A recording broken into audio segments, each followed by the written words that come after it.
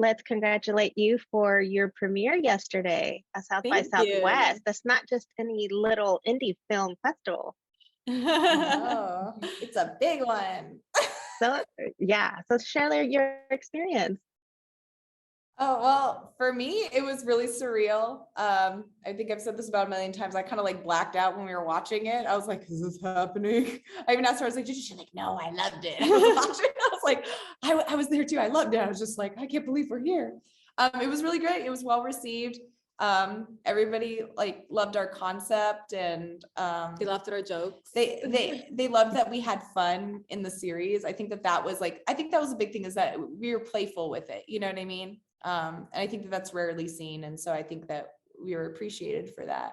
And that was really nice. Like, we were appreciated as artists, more importantly, not just because we made something that was just like good looking. It was like, they really just appreciated us as artists. And I think that was really nice. So I really appreciate the story because we have a lot of childhood friends, but yet we grow up and life has different journeys for us and how we all change. So tell me about the characters for Adaliz and Chuchi. We wrote this together with like all of like our personal experience in mind. Like, luckily we're still friends with our childhood friends, so it's like we can't like actually like relate too hard, but we have the understanding of what it's like to grow apart or grow together, right?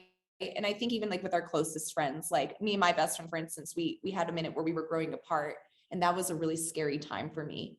Because, you know, your friendships are your world, especially like in your 20s, right? And this is like a story of like a quarter life crisis, right? We're in our mid to late 20s, and like we're just starting our lives, but one part of her life is ending and she's relying on like a friend, right? So I think that's sort of like the inspiration, is like we've all had that person that we wanted to lean on, but like, can we really like lean on them? Like, are we on the same page? Like, are we growing in the same direction? Like, can we actually like relate, right? Mm-hmm. And Ashley, what made you like, as a showrunner, how do you start?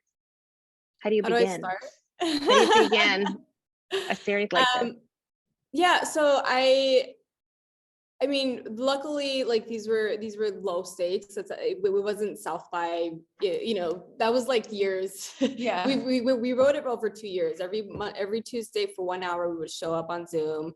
My niece, Soto Paniagua, who was our writer's assistant, you know, during those 2 years, she acted in the series and she produced it with us. So the three of us would show up one hour a week and we'll just write. And part of what people don't understand is that writing is collaborative. And so when you're in a writer's room, you're doing a lot of talking. It's more talking than it is writing. And so what that lends itself to is for us to like really get to know each other really, really well and learn like each other's like secrets. You know, writers' rooms are cones of silence. And so the thing that's super important to me when you're running a writer's room is that it has to be a safe space to be able to like get to the point where you're sharing each other, you know, sharing secrets with essentially strangers.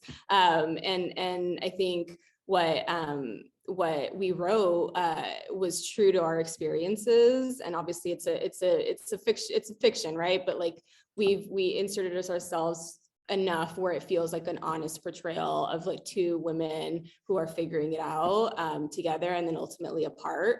And so leading the writing for me it's about creating safety so that we can then have the space to be creative while also being able to be vulnerable when the opportunity requires it.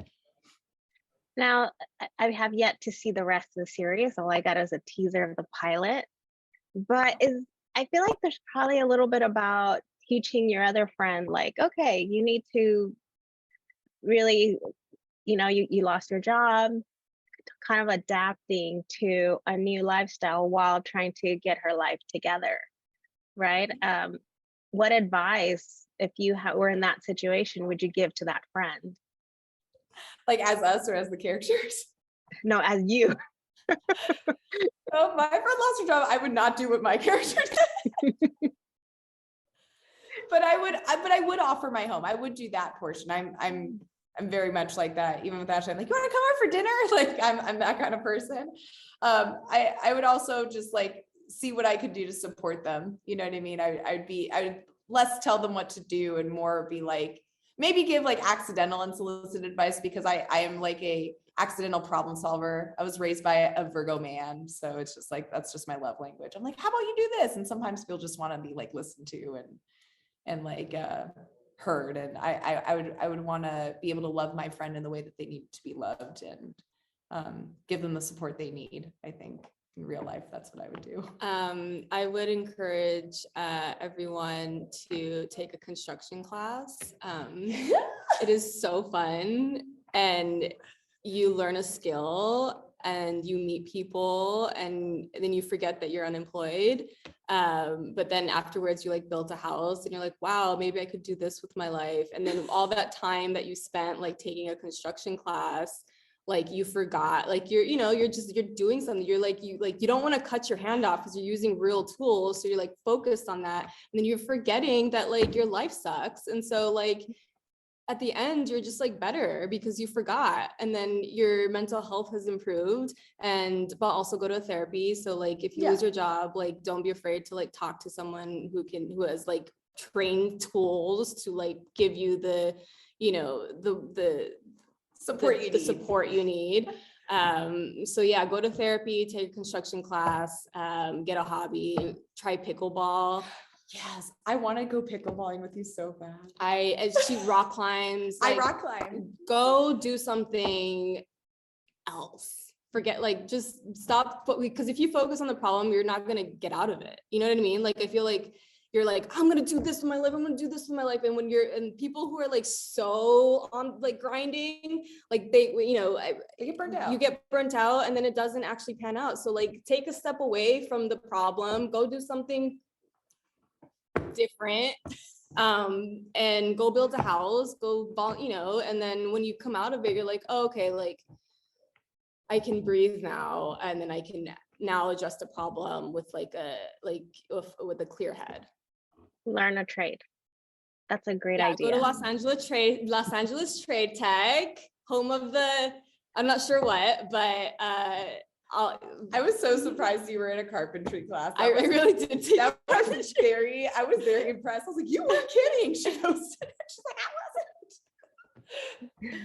Well, thank you. I will take a note in case anything happens. It's super liberating. Yeah. All right. Well, thank you, ladies, for your time and congratulations. Thank you. Have a good one. You're welcome. Bye-bye. Bye. Bye.